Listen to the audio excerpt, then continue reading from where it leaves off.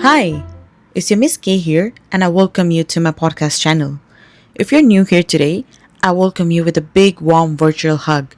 And if you've already listened to me before, I am so pleased to see you back.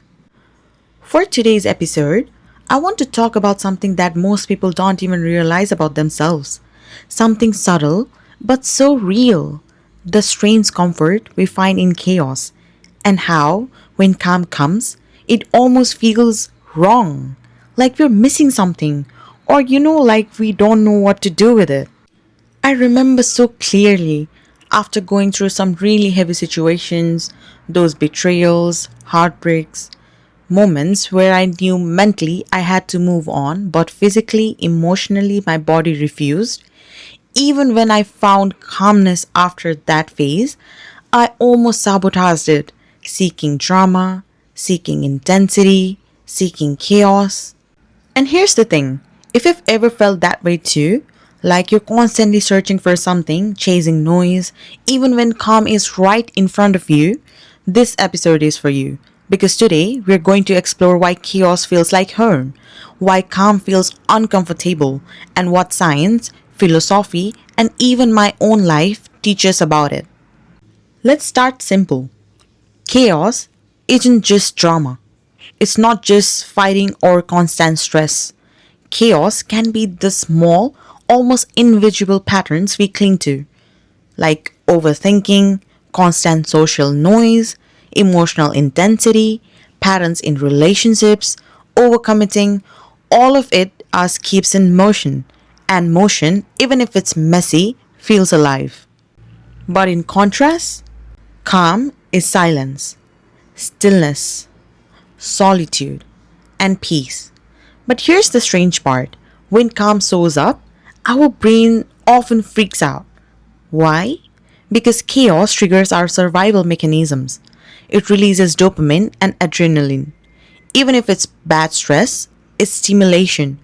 Calm, on the other hand, is quiet. It forces us to confront ourselves. And for a lot of people, myself included at times, that's terrifying. There's a 2017 study by the University of Chicago showing that humans are biologically wired to seek stimulation. When we are bored or still, our brains actually produce more cortisol, the stress hormone, if our minds aren't trained to handle the peace. So even calm can feel stressful. Sounds so crazy, right? While we are talking about this whole idea of finding comfort in chaos, I want to share something very personal with you. Something that shaped me in ways I didn't even understand until much later in life. When I was around 7 or 8, I developed what I now recognize as severe anxiety. Back then, in the environment I grew up, there wasn't really a language for it.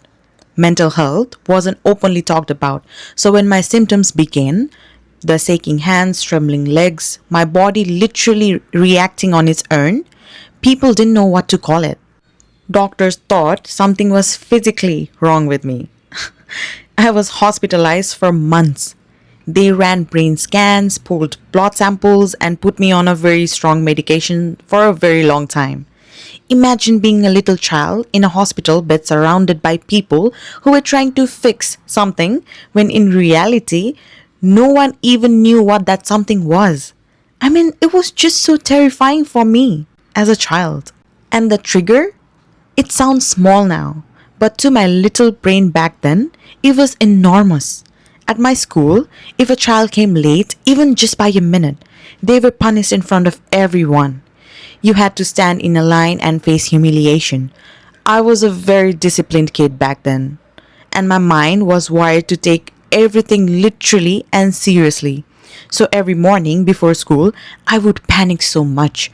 I would fear that one small slip, one late arrival, could ruin everything.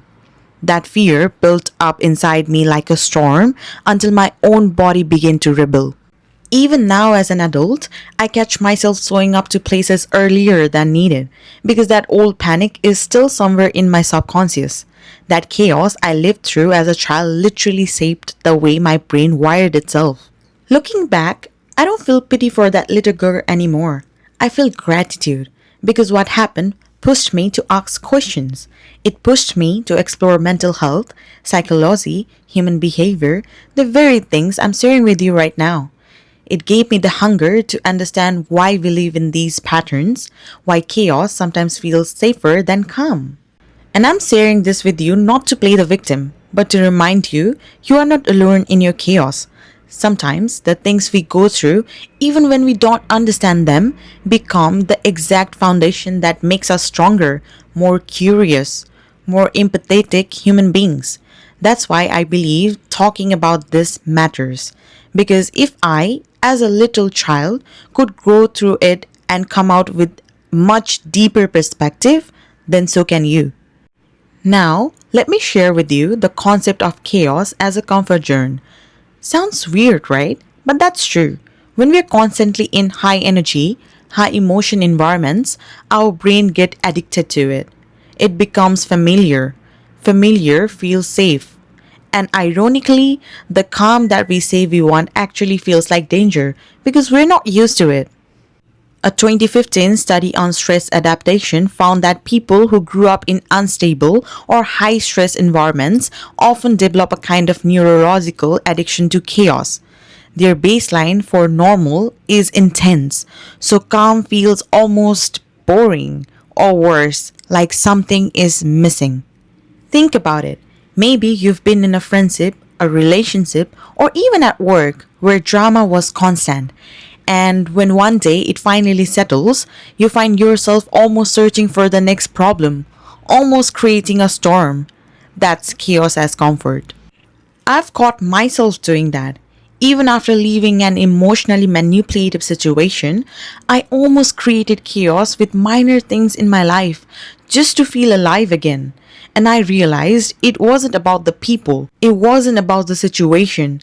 It was about my mind clinging to the familiar intensity, even if it hurt me. So, why do we do this? Science explains it.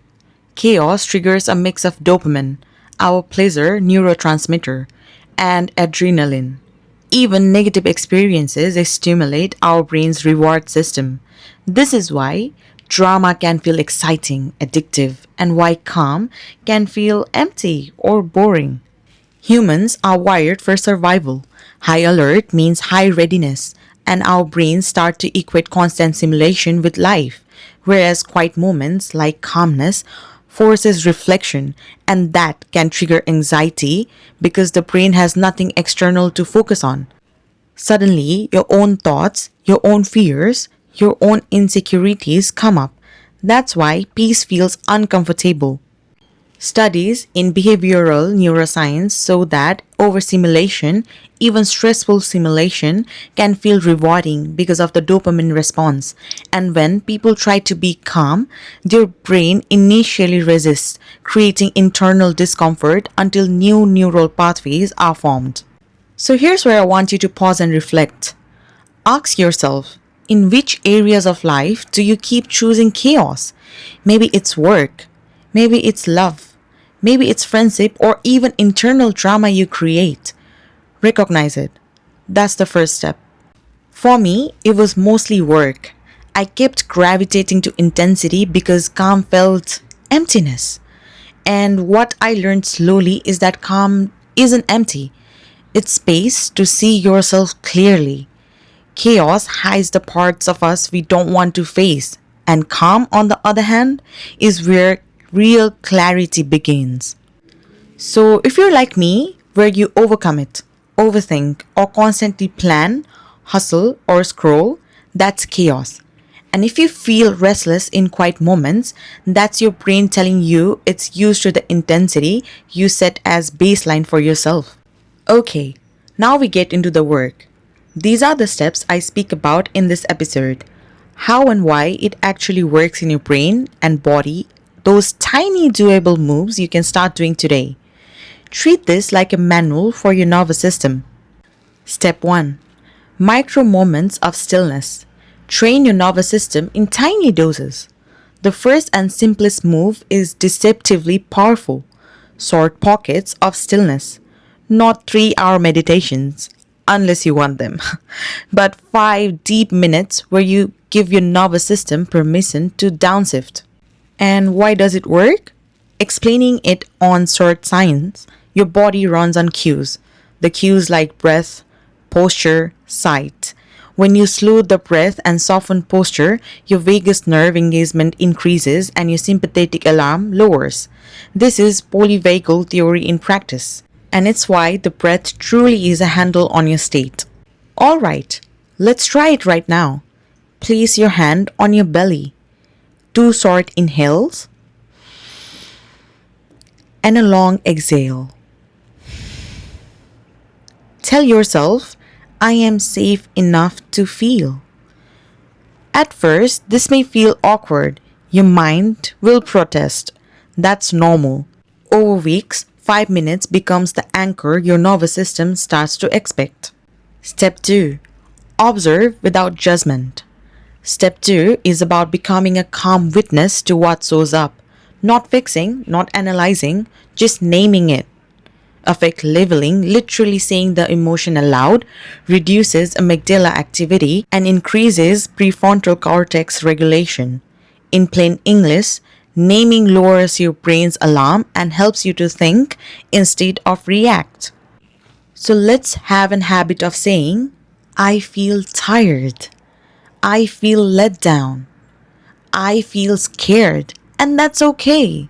This is real. I don't have to spin it into a story yet.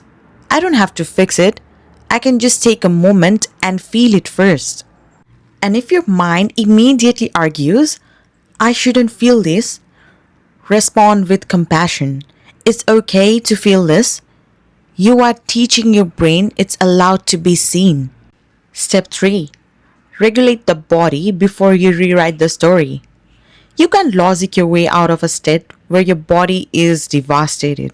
So start with the body. Breath, posture, and movement directly change neurochemistry like cortisol, adrenaline, heart rate variability.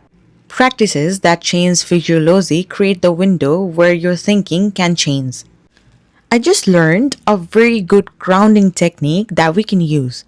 We name it 5, 4, 3, 2, 1.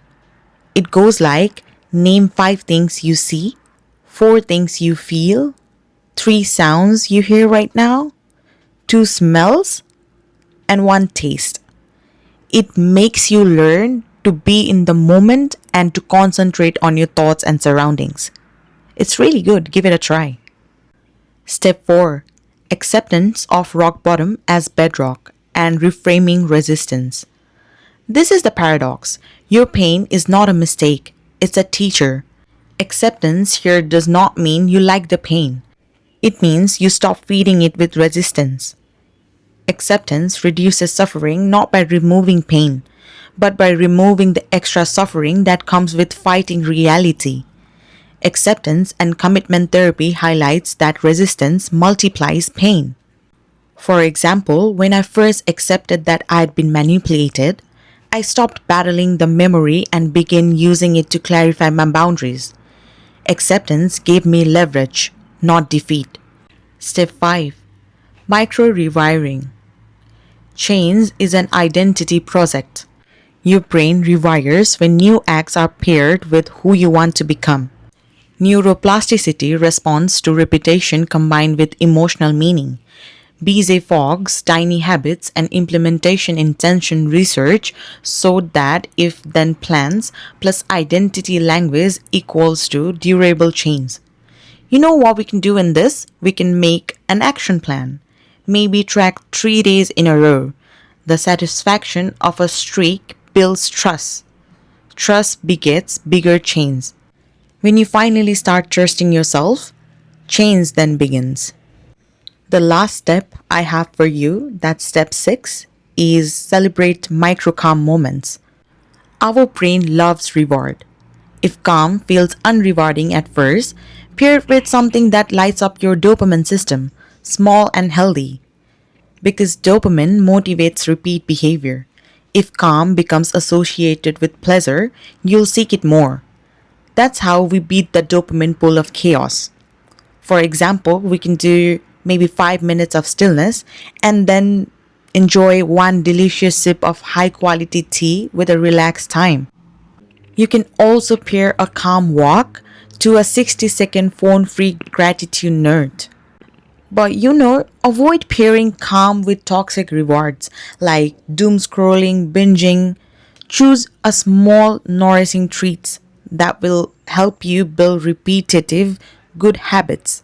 There's also a very interesting correlation of self compassion in this whole subject. Self compassion predicts resilience better than self criticism. When you stop beating yourself, you stop getting stuck in same loops that fuel chaotic behavior. So that's why chaos feels familiar and calm feels uncomfortable. And that's okay. It's human. But when we notice it, when we understand why we gravitate towards intensity, we gain choice. We can choose clarity over noise, depth over distraction, and presence over chaos. And for anyone listening, if you feel restless, if peace feels strange, if you catch yourself creating drama just to feel alive, it's okay. You're not broken, you're just human. And now that you know, you can choose differently. Start small, start today, start by noticing, by sitting, by breathing. The calm is waiting, and so is the real you. Just so no one told you this today, I can see your soul shining already. So just be an uncased mind and shine even brighter. I'll see you all next week with some interesting topics covered. Until then, take care and I love you.